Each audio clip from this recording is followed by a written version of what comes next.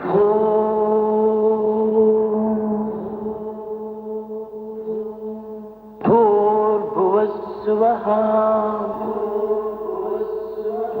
तत्सवितुर्वरेण्यं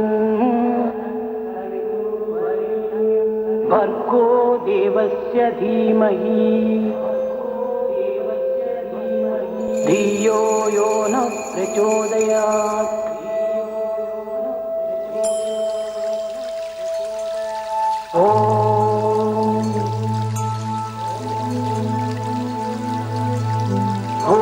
भूर्भुवस्सुवः तत्सवितुर्वरेण्यं भर्गो देवस्य धीमहि धियो यो न प्रचोदयात्।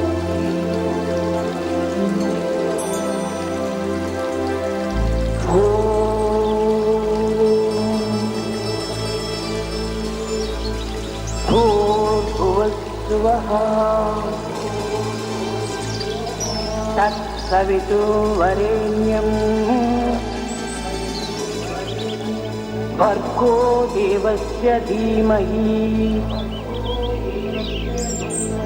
धियो यो न प्रचोदयात्।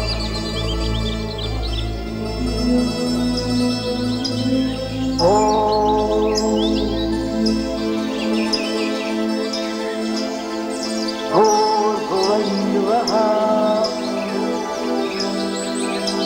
तत्सवितुर्वरेण्यं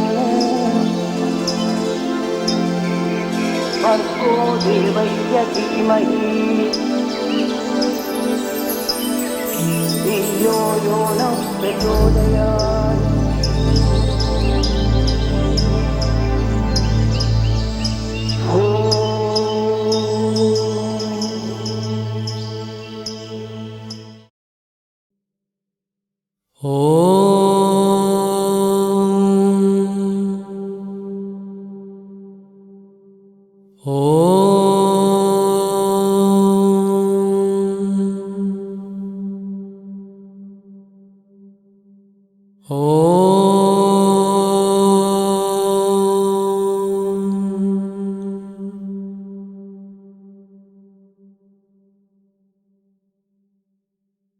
Vakratunda Mahakaya Surya Kote Samaprabha Nirvignam Kuru Medeva Salvakareshu Salvada. O Lord, with a curved trunk and a mighty body, whose luster equals 10 million suns, I pray to thee, please remove the obstacles from all my good actions always.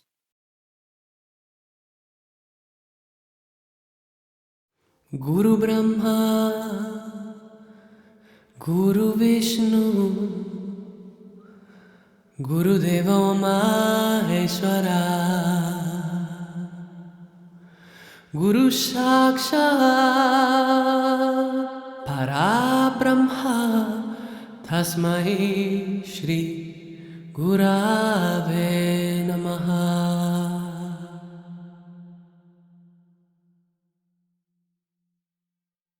Chapter 1, Advent and Divine Childhood.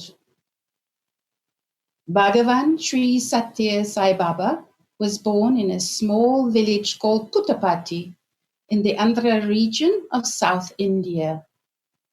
His father's name was Sri Peda Venkapal Raju and his divine mother's name was Ishwarama.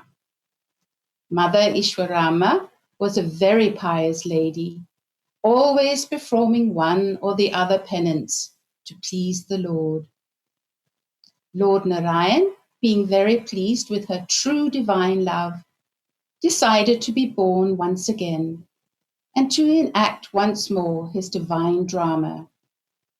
He thereby chose dear Ishwarama as his mother and Peda Venkapal Raju as his father. It is believed, according to Mother Ishwarama, in her own testimony that when she was drawing water from the well, a sparkling blue light from the heavens descended down and entered her womb. She fainted and fell. Ishwarama's mother-in-law had warned her earlier that if something should happen to her through the will of God, she should not be frightened. This secret was not revealed to anyone. Bhagavan's birth was not through conception, but by advent. Bhagavan himself asked Mother Ishwarama to share her experiences near the well a few days before her Mahasamadhi. As Ishwarama was advancing in her pregnancy, and as the 9th month drew closer, musical instruments in the house would play divine notes all by themselves. The drums would beat, the veena would twang, the cymbals would clang, and all the inmates of the house would be awakened by their divine melody and fragrance. At last, the 23rd of November, 1926 dawned. It was a Monday, the day of Lord Shiva. It was the year of Bountiful and the month of lights. Ishwarama's mother-in-law had just finished the Satya Narayana Puja and offered the divine prasad to her daughter-in-law. Soon after Ishwarama ate the prasad, Sai Narayan was born. The baby was extremely handsome. He was named Satya Narayan. One day, while baby Satya was sleeping in his cradle, the women nearby were surprised to see the clothes under the baby moving. When they lifted baby Satya, they found a snake slithering away from the Lord, disappearing within a few yards. Well, the Lord Adishaha, having missed his Lord in Vaikunth, must have come down to give him company. Satya Narayan as a child would never touch non-vegetarian food, nor would he visit houses where it was prepared. There lived a Kanan, Subamma, who was a very Sadhvik lady, and she was very fond of dear Satya. He would spend most of his time in her house. Even in this avatar, there had to be a Yashoda. Any beggar who came to Satya's parents' house would not be sent away empty-handed. Satya saw to it that the beggar would be fed sumptuously, and sometimes he would himself forego food, and his sister and mother would get irritated with his constant charity. Later, when they called him for lunch, Satya would hold his teeny lotus palms under their noses and ask them to smell. They would discover the most delicious and mouth-watering smell from those divine red palms. When they questioned him as to where he had eaten, Satya's prompt reply was, "An old man fed me." Even as a child, Satya started revealing his true nature, love. He could never see his friends sad. He would often create fruits, candies, and pencils to make them happy. He would collect all the teeny tots and make a dollhouse, installing small pictures of gods inside and teaching his friends bhajans. After completing his primary schooling, Satya was admitted in nearby Bukapatam village for elementary studies. Even there, Satya became very popular amongst his schoolmates. One of his teachers, Mehabul Khan, was very fond of Satya. One day, during class, another teacher found Satya not taking down the notes he was dictating. The teacher's ego was hurt. He made Satya stand on the bench as punishment. The teacher's period was over. The bell rang. However, the teacher could not leave his chair. Satya was still standing on the bench when the next teacher, Mehabul Khan, entered the class. Khan went near his colleague, who was now thoroughly embarrassed and requested him to vacate the chair.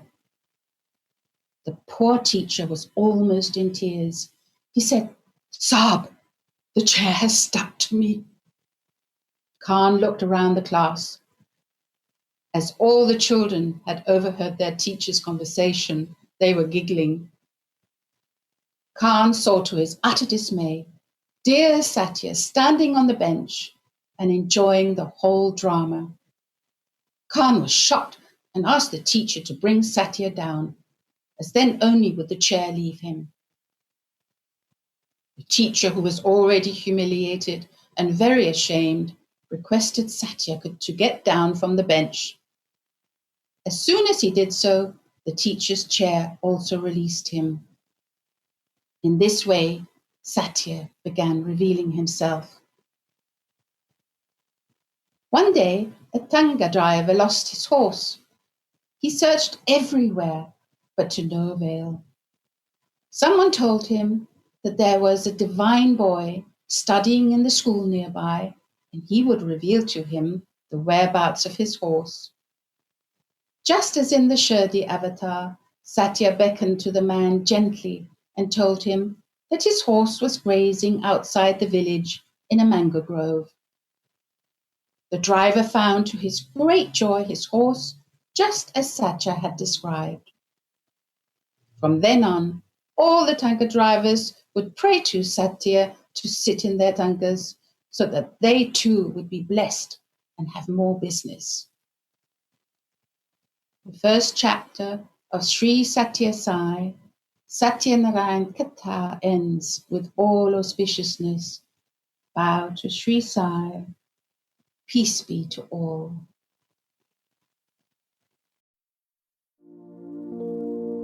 प्रातस्मरणं श्रीरामम्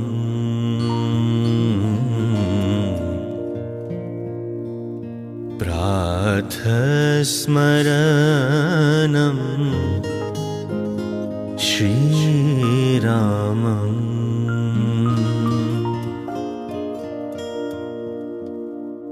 मुनिजन सेवित श्रीरामम्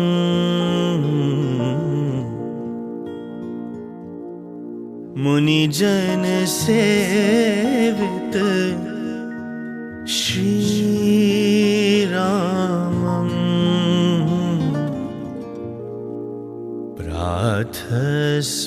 प्रातस्मरणम्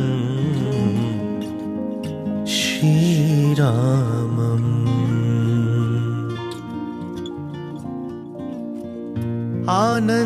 आनन्ददायक श्रीरामम्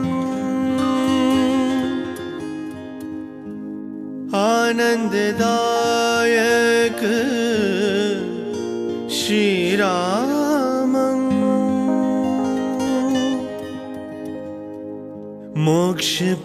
मोक्षप्रदायक श्रीरामम्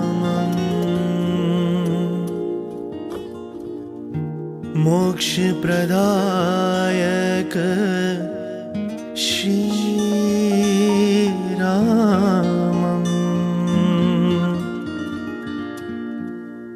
भज मन साई रामम् रामम् भज मन साई रामम् रामम् प्रातस्मरणं श्रीरामम्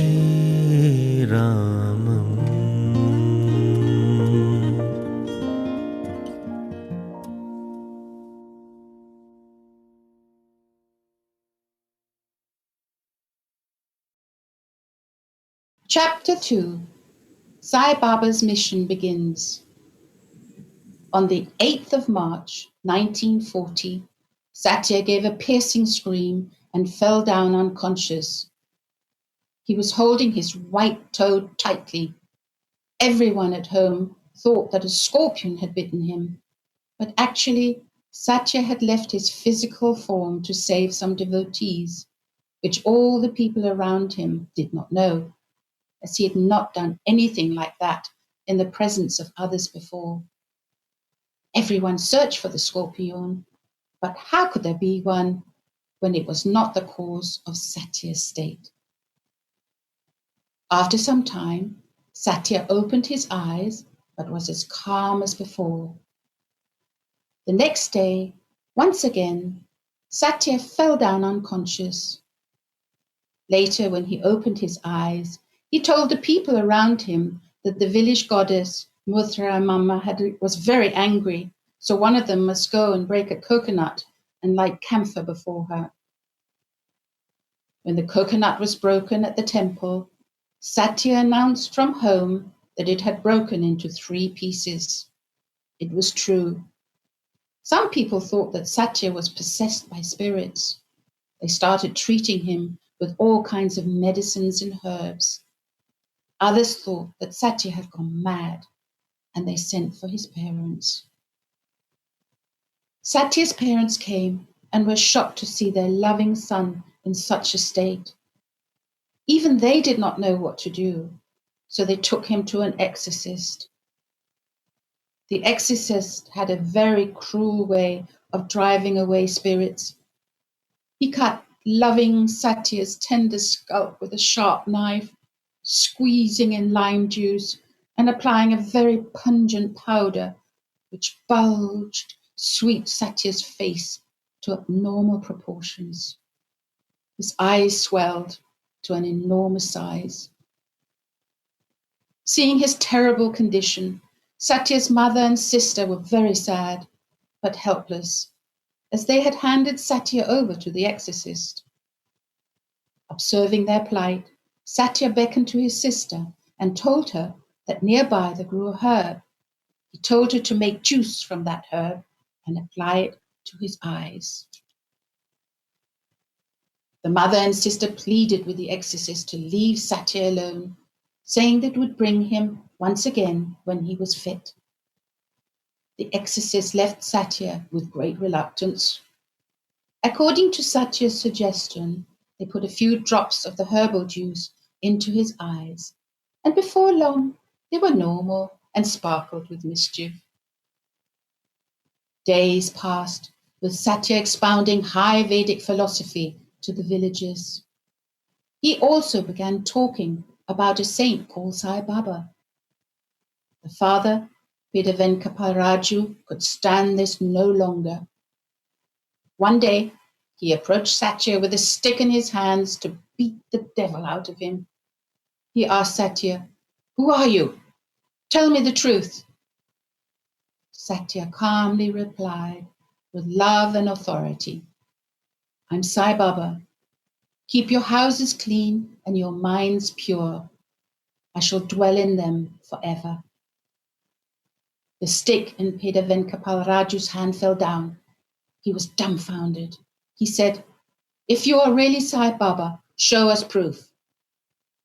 Satya took a handful of jasmine flowers in his hands and threw them on the ground. They fell, forming the letters Sai Baba in Telugu.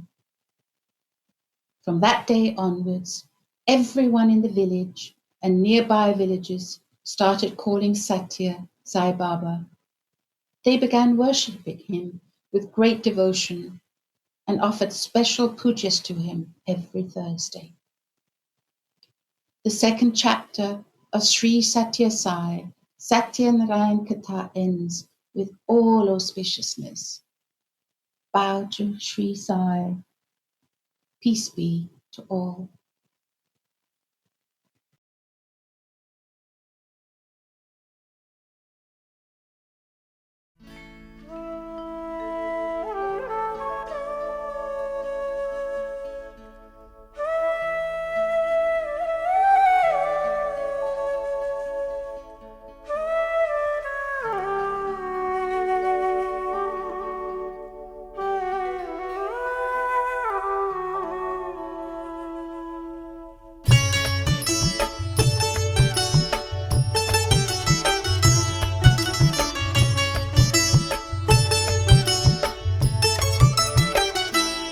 सत्य साईं बाबा, सत्य साईं बाबा, और क्या चाहिए।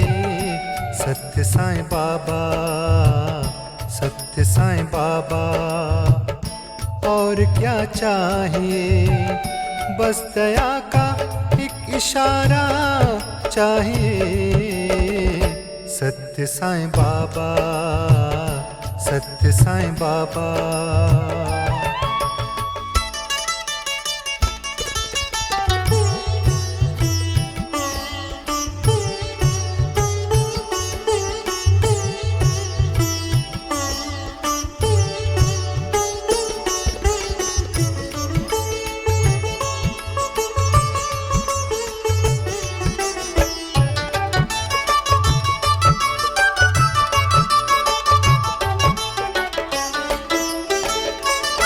स्वर्ग जो चाहे वो जाए स्वर्ग में, स्वर्ग जो चाहे वो जाए स्वर्ग में। हमको साईं, हमको साईं, हमको साईं, हमको साईं, हमको साईं दर तुम्हारा चाहिए।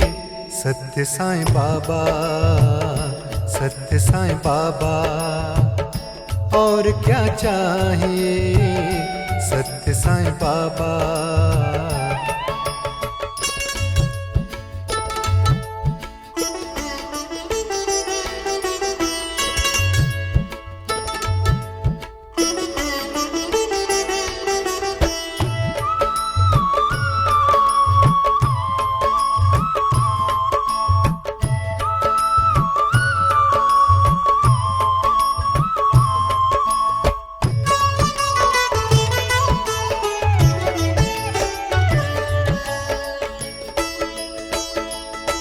हम पे बाबा आपकी दृष्टि रहे, हम पे बाबा आपकी दृष्टि रहे। बेकसों को, बेकसों को, बेकसों को, बेकसों को, बेकसों को, और फिर क्या चाहिए। सत्य साईं बाबा, सत्य साईं बाबा, और क्या चाहिए। सत्य Sai Baba. Chapter 3, Bala Sai's Divine Leelas. As Satya grew older, the people of the village began to notice his hidden powers. They started reverently calling him Swami. One day, Swami and his family members visited the Sri Varuka temple in Hampi. When they arrived at the temple, Swami did not accompany the others inside. Instead, he stood near the temple's gate. When the puja began in the sanctorium, everyone was surprised to see Swami standing in place of the lingam. They had just left him at the temple's entrance. How could he suddenly get inside the sanctorium? They rushed out and saw Swami standing as before, all alone and gazing at the sky, with an innocent smile on his rosy lips. Everyone was awestruck and fell at Swami's feet. One day, Swami returned home from school, threw away his school bag, and announced loudly, "Maya, delusion has left me. I'm no more yours. My devotees are waiting for me." Swami's sister-in-law, who was inside, rushed out, but was almost blinded by a bright aura surrounding Swami's head. She closed her eyes as she was unable to withstand its brilliance. Mother Ishwarama lovingly requested Swami, "Oh son, if you must leave us and go to your devotees, please stay here in Puttaparthi itself and protect and bestow your grace upon all your children."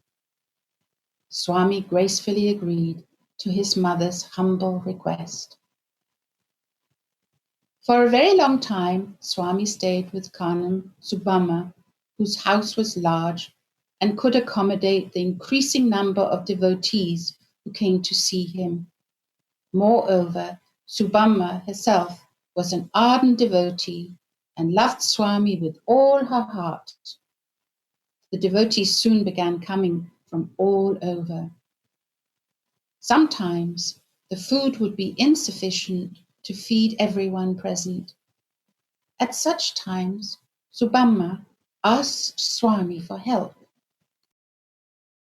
Swami would go into the kitchen with 2 coconuts, strike them against each other, and sprinkle the coconut water over the food. Automatically, there would be enough to feed all the people present, and there would be some more left over. As the number of devotees increased, they offered to build a bhajan hall alongside Subamma's house. Once, while Swami was staying at Subamma's house, a priest named Lakshmaya arrived with his friend and his friend's mad wife, who was mentally ill. The priest made his friend and his wife wait on the banks of the river Chitravati.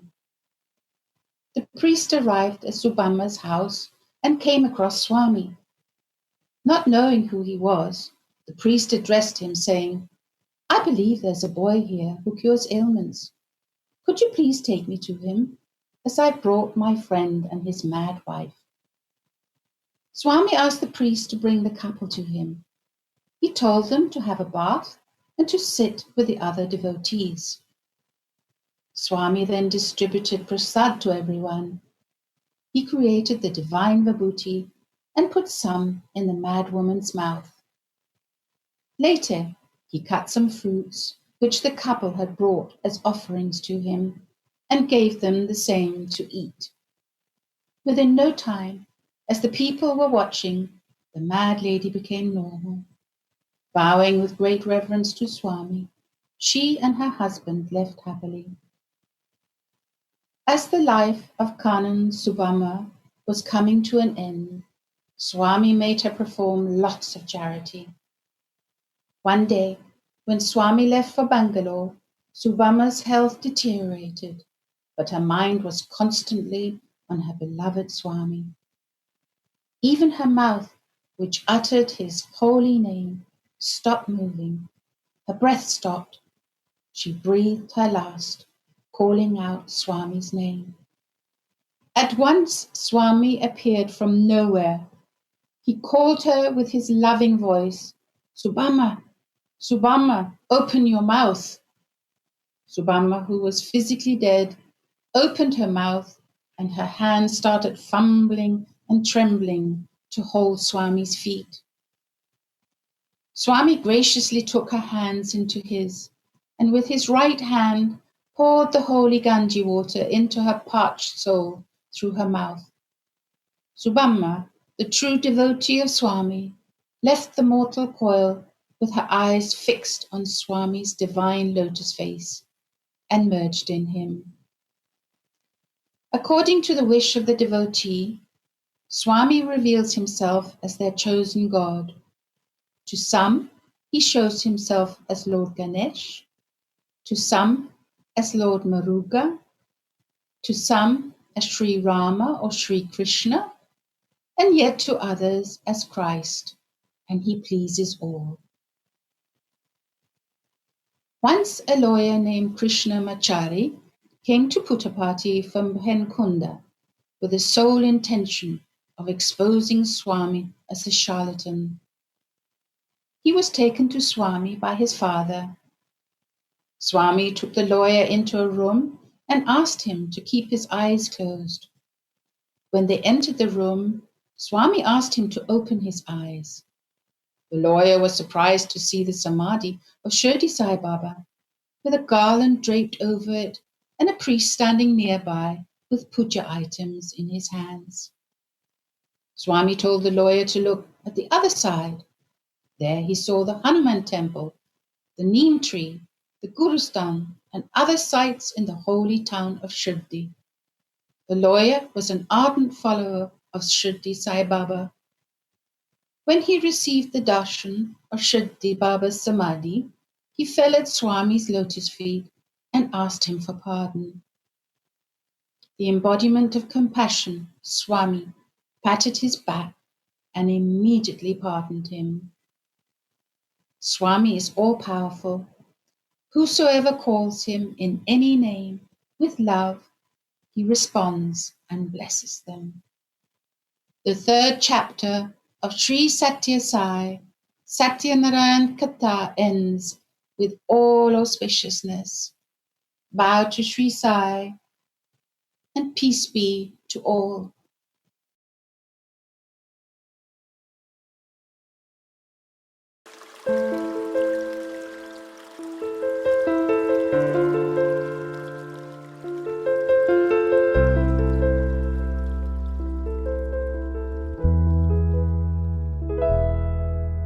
Mukunda Murari, Murari Gopal,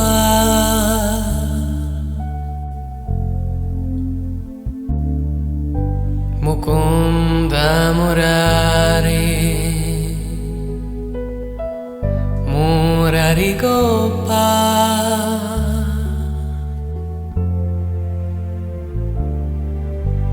Gopala Sai, Sai Nandala,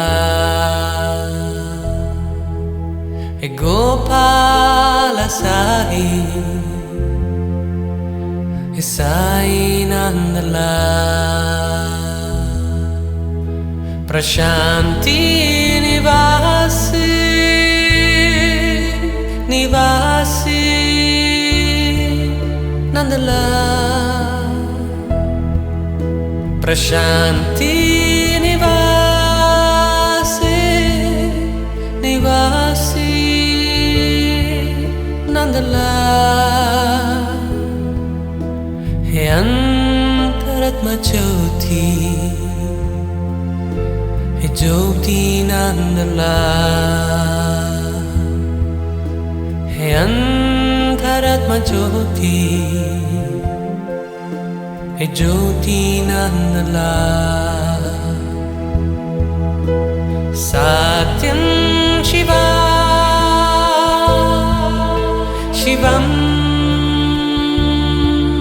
Sundaram, Satyam Shivam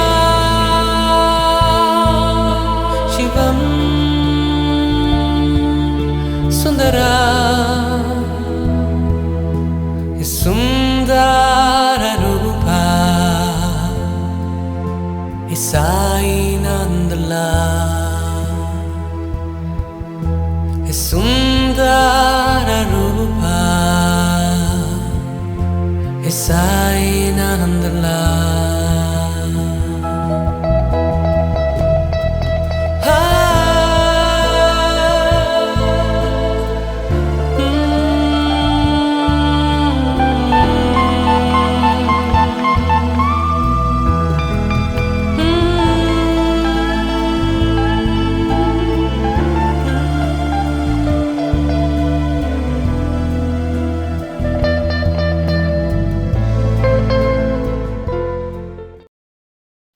Chapter 4, Refuge of the Devotees.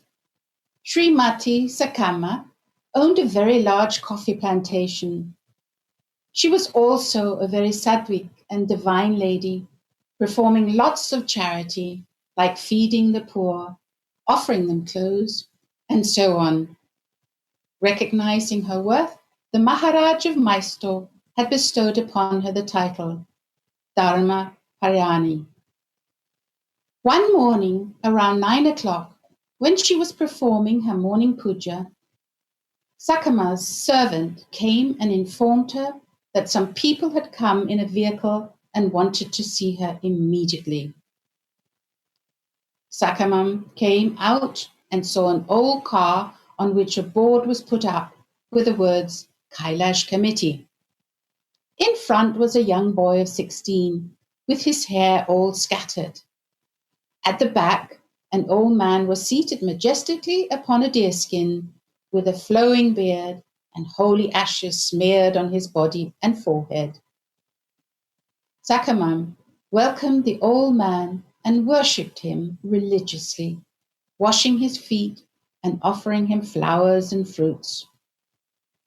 The old man asked her to become a member of the Kailash committee, by paying 1,000 rupees.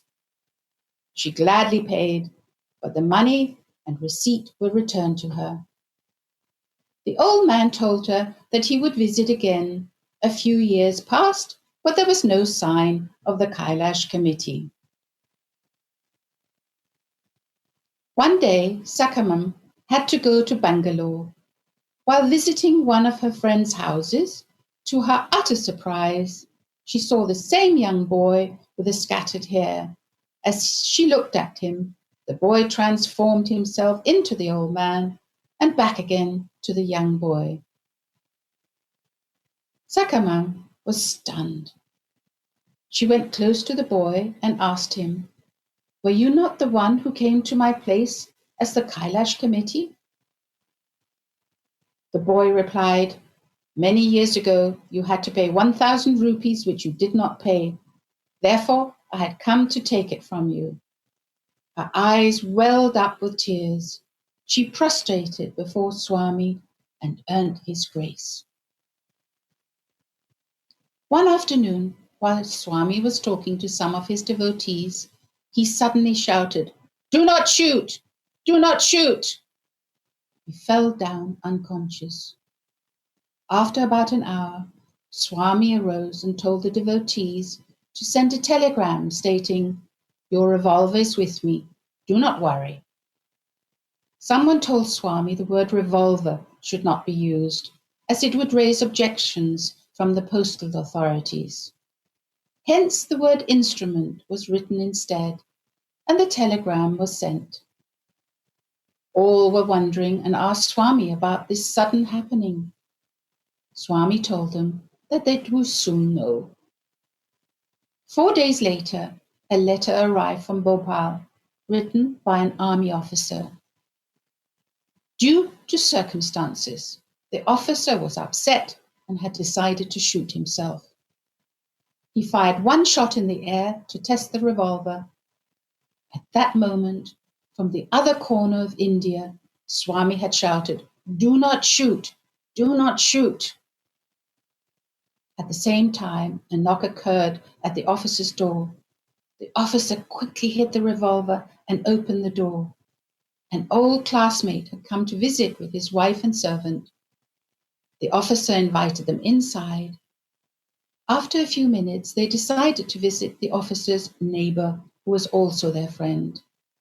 Bolting the door after they left, the officer returned for his revolver, but he could not find it. Once again, he heard a knock at the door. He opened it, and the postman gave him a telegram which read, "Your instrument is with me. Do not worry. Sender, Baba." Our Swami will not forsake nor let down whosoever worships him. One has just to call him, and he will immediately run to their aid with his 4 arms of truth, right action, peace, and love. His miracle is beyond words. In the above incident, the officer's wife was an ardent devotee of Swami.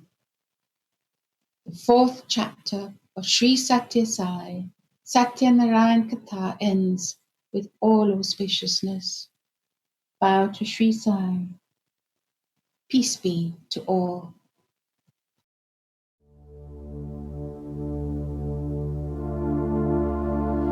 Om Sai Ram, Om Sai Ram, Hare Hare Krishna, Hare Hare Rama, Om Sai Ram, Om Sai Ram, Hare Hare Krishna, Hare Hare Rama, Yugavatar, Sai Avatara, Sai Krishna, Sai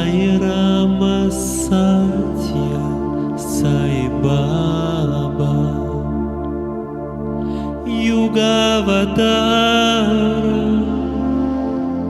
Sai Avatara, Sai Krishna, Sai Rama, Sathya Sai Baba, Om Sai Ram, Om Sai Ram, Hare Hare Krishna, Hare Hare Rama, Om Sai Ram,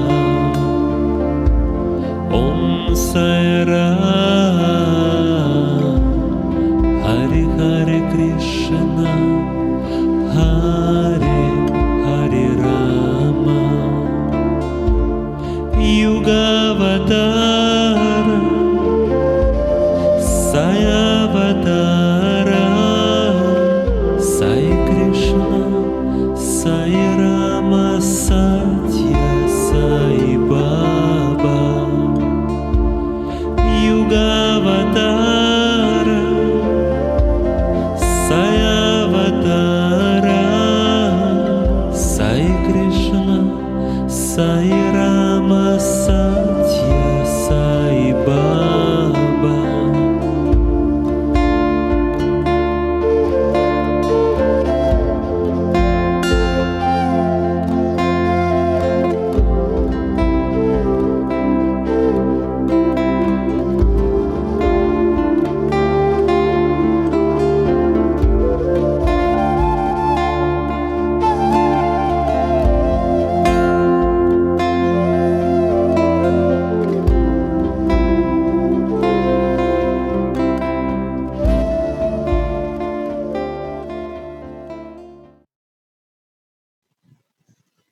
Chapter 5.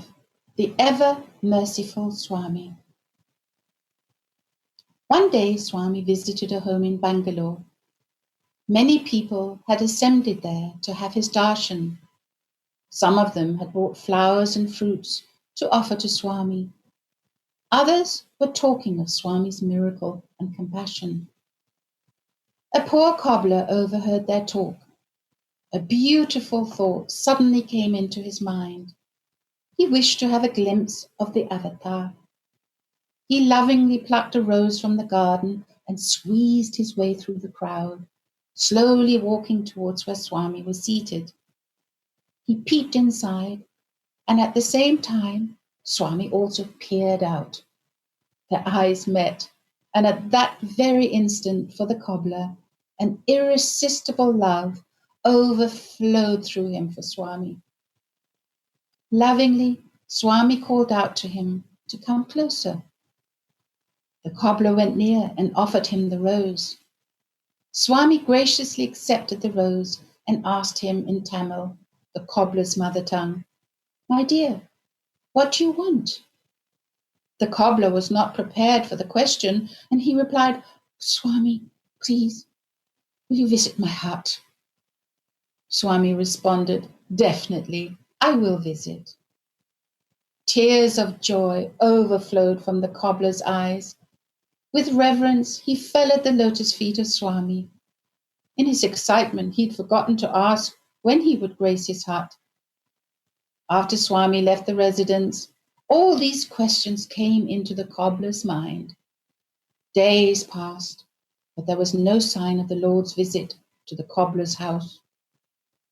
One day, as the cobbler was stitching some torn and broken sandals, a car stopped at the roadside in front of him. Thinking it to be a police car, the cobbler hurriedly collected his things and prepared to run. He thought that policemen had come to chase him away. Swami stepped out of the car and told the cobbler not to be afraid. Instead, he made him sit in the car. The cobbler was too stunned to speak. The car sped on with Swami and the cobbler inside. Swami guided his driver straight to the cobbler's hut. The cobbler got out of the car and went inside. He asked his wife to spread a mattress and rushed out to welcome Swami. Swami sat on the mattress. The cobbler realized that there was nothing in his house which he could offer to the Lord. He was in a great fix and began squeezing his hands in agony. Looking at his plight, Swami said not to worry.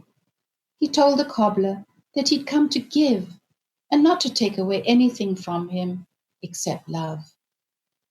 With a wave of his hand, Swami created sweets and fruits and distributed them to all the people who were present. He then created the holy vibhuti and applied it on the cobbler's forehead. Before long, Swami said, "I shall take leave of you now. Do not worry, I'm always with you." Before the cobbler could say anything, Swami got into the car and left. Swami transformed the hut of the simple cobbler into a temple. One day, when Swami had gone to Trichinopali, some people began spreading false allegations against him. That evening, when Swami was addressing the gathering, he called a beggar boy who was dumb and known to all. Swami asked the boy to come on stage and in front of the entire crowd asked him his name. The boy, who was born dumb, said loudly, "Venkatal Narayan." The people who had spread the false rumors about Swami bowed their heads in shame. Swami's miracles are innumerable. Once in Tiruvannamalai, Swami created some medicine for Swami Amritananda and cured him of his chronic ailment. At another time, the son of Dr. Bhagavatam was operated upon by Swami himself. He created the instrument as well, which is still with Dr. Bhagavatam. Dr. Shankar is another ardent devotee of Swami. Many times, Swami has entered Dr. Shankar's physical frame and performed very complicated operations successfully. Swami Karuna-Ananda had an ashram in Andhra Pradesh. He had put up some photos of Swami in the ashram's hospital. Once, a pregnant lady came to the ashram seeking help. The Swamiji put her up in the ashram's hospital. One night, leaving the pregnant lady alone, the midwives went out to watch a late-night movie. The same night, the poor lady began experiencing severe labor pains. Seeing her suffering and helpless, Swami came down from the photo hung on the wall. He treated the lady and helped her deliver the baby safely. Mother Sai even cleaned the newborn baby and gently placed it beside the mother to feed it. When the midwives returned, they were surprised to see that someone else had done all their work. When they questioned the lady, she pointed at Swami's photo and told them that the Sadhu Mata had come and helped her. She did not know that it was Lord Narayan himself. Sri Satya Narayan has taken birth once again and is protecting all of us. He will always protect whosoever trusts him. It is our very good fortune earned through many, many births that we are having the Lord's darshan, sparshan, and sambashan. Swami's very nature is love. He protects those who follow the path of bhakti, devotion, and dharma, right action. He's called by some as Ishwar, some as Mahavishnu, some as Father, and some as Allah. Likewise, Bhagavan Sri Satya Sai Baba takes on various forms of God, as all forms are his and all names are his. He bestows upon his devotees his grace and grants their wishes. He says that human values are our very life. Without Satya, truth, Dharma, right action, Shanti, peace, and Prema, love, education is empty. Without Satya, Dharma, Shanti and Prema, charity and donations have no value. Without Satya, Dharma, Shanti and Prema, sacred activities, so-called, are pointless. The eternal human values, Satya, Dharma, Shanti and Prema, are the four pillars of the Sanatana Dharma. The Sanatana Bhagavan reminds us always to think of God and not to put it off. God's name alone can secure redemption. Whomsoever performs this puja with true love and devotion, the Lord Sri Satya Sai, Satya Narayana, will bestow upon them a happy and peaceful life and will take away their worries and sorrows. Thus ends the Sri Satya Sai, Satya Narayana Katha with all auspiciousness. Bow to Sri Sai and peace be to all.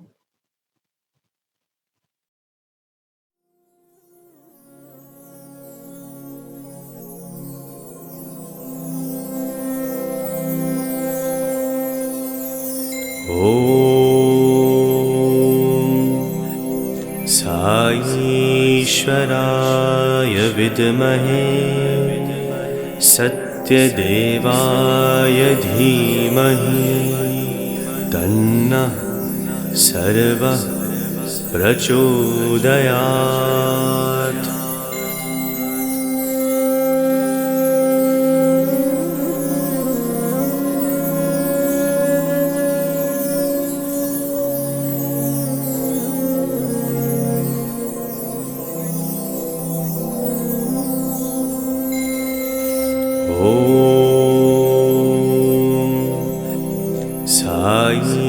Ishwaraya Vidmahe Satya Devaya Dhimahi Tanna Sarva Prachodayat.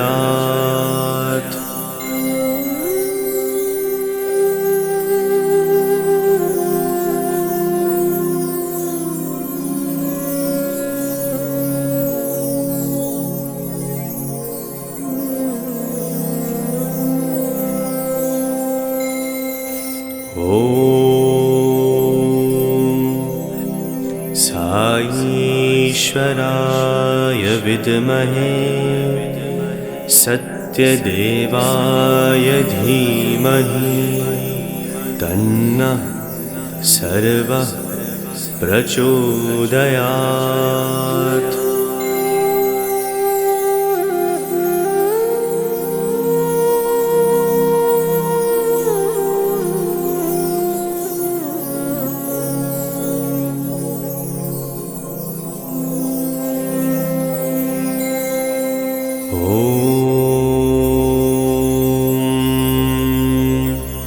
Shanti, Shanti, Shanti.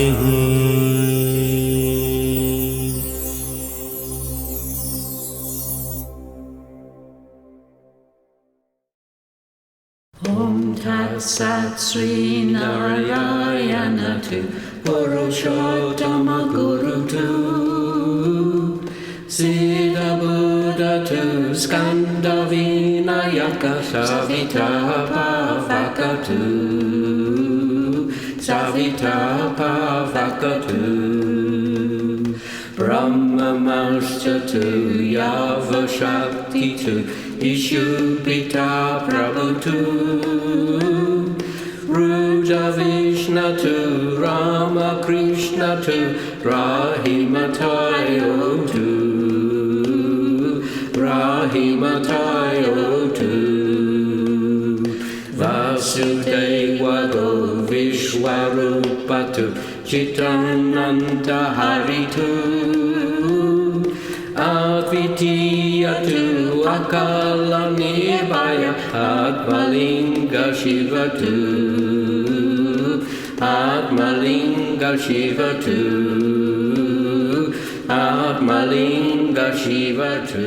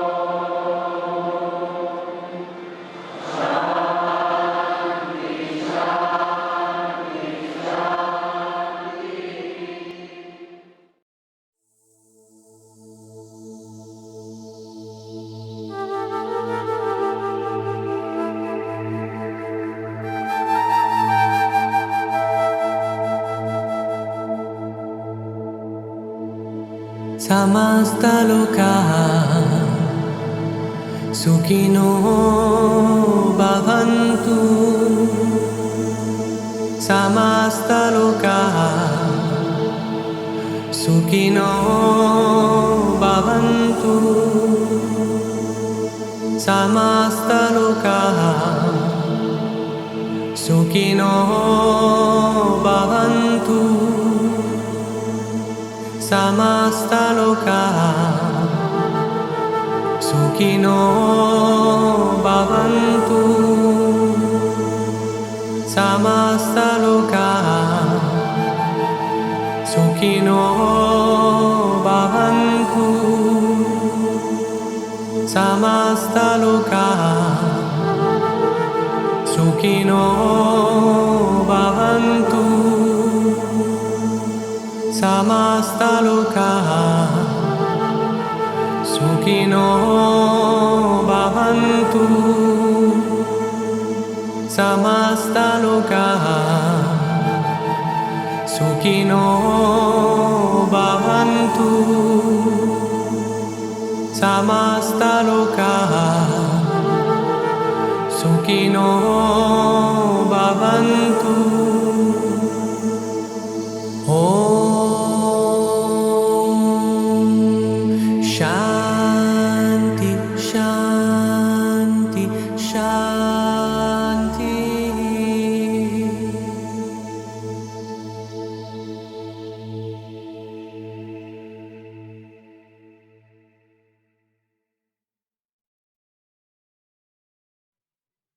My Lord Sai, I have nothing to ask of you. I am blessed with all that one can hope for and ask for.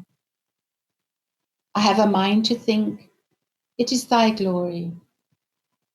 I have eyes to see and ears to hear. All these are thy glory. I have in front of me a world so vast and variegated, enough for me to express myself. Again, it is thy glory. I can make, I can unmake. All these possibilities are thy glory. I can even make this prayer to you. This capacity to appreciate you again is thy glory. I seek nothing from thee, for you have given me everything. Inside me, outside me, your presence is something that I cannot miss. I don't want to miss. Let thy grace be upon me, not to gain anything new, but to make me see thy glory.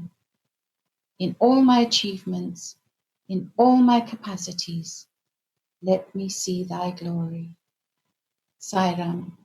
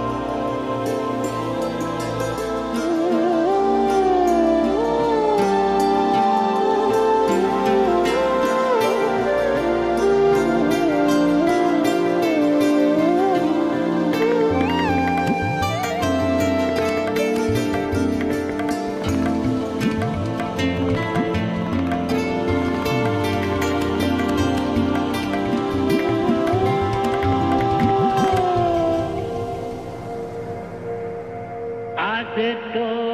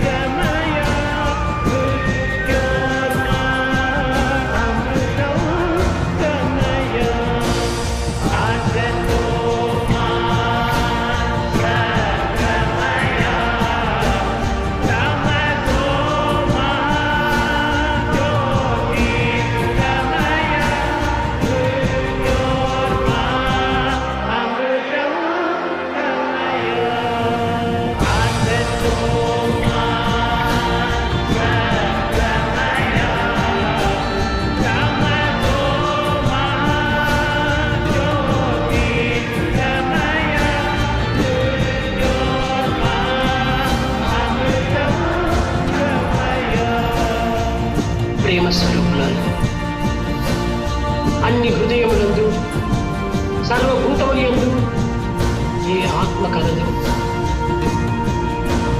నా ఆత్మ కూడాను అది అని ఎవరు ఈ అనుభూతిని పొందుదురో